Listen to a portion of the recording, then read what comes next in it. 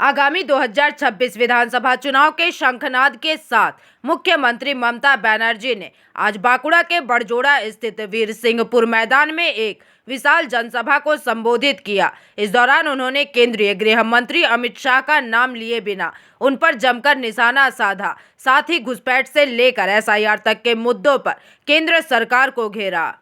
नाम काटছো মানুষের উপর অত্যাচার করছো, কাউকে কাউকে দিল্লিতে পাঠিয়ে ইলেকশনের সময় দিল্লি का लड्डू দেখাচ্ছ। তাদের বলি दिल्ली का लड्डू जो खाता है वो भी पछताता है और जो नहीं खाते हैं वो भी पछताते हैं। अब दिल्ली का लड्डू ज़्यादा खा लिया और खाने का जरूरत नहीं है। आप दिल्ली संभलाइए। बंगाल को संभालने के लिए आपको माफिक दुराचारी नहीं चाहिए। बांग्ला सामलानोर जोन्नो बांग्लार मानुष आछे, दिल्ली सामलाते पारे ना, बांग्ला सामलाबे।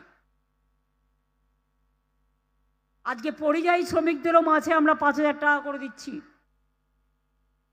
কর্মশ্রীর কাজ দিচ্ছি, শ্রমশ্রীর। আমরা মানুষের জন্য কাজ করে যাব। যারা বাইরে আছেন এখনো নাম তোলেননি, ফর্ম ফিল আপ করে নাম তুলুন। আর 136 কোটি যেটা 1.36 কোটি যেটা বাদ দিয়েছে, 1.36 কোটি প্রত্যেকটা নাম যেন ওঠে। ওদের টার্গেট হচ্ছে ইলেকশন কমিশনকে সামনে রেখে, সে হচ্ছে বিজেপির বড় দালাল। আমি একজন ভ্যানিশ কুমারের কথা বলছি, নকল ভ্যানিশ কুমার। একজন দুঃশাসন এসছেন বাংলায়। ভোট আসলে দুর্যোধন আর দুঃশাসনরা আসেন,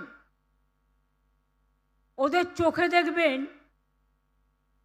দু চোখে দেখলেই আতঙ্ক হবে। এই বুঝি কিছু ক্ষতি করতে এলো রে, এলো রে, এলো রে, এলো রে, গেল রে, গেল রে, গেল রে। দুঃশাসন বাবু এসছেন, শকুনি মামার চেলা চামুন্ডারা ঘুরে বেড়াচ্ছে আর বলে বেড়াচ্ছে বাংলায় নাকি 1.5 কোটি লোকের নাম বাদ যাবে। কেন? যারা সারা জীবন বাংলায় থেকেছে, বাংলায় তারা ভোটার। আজকে বলছেন মমতা ব্যানার্জি জমি দেয়নি। মমতা ব্যানার্জি জমি না দিলে এই তারকেশ্বর বিষ্ণুপুর লাইন কে করে গেছে? মমতা ব্যানার্জি করে গেছে, আপনি নন। জিজ্ঞেস করুন। দুঃশাসন কমরেডদের, ওরা এখন কমরেড হয়ে গেছে। কমরেড না বোমরেড আমি জানি না, মানেটা আমার জানা নেই। আমি যদি জমি না দিতাম তাহলে ইসিএল এর জমিগুলো কয়লা তুলবার জন্য কোথার থেকে আসতো? রানীগঞ্জে জমি কে দিয়েছে?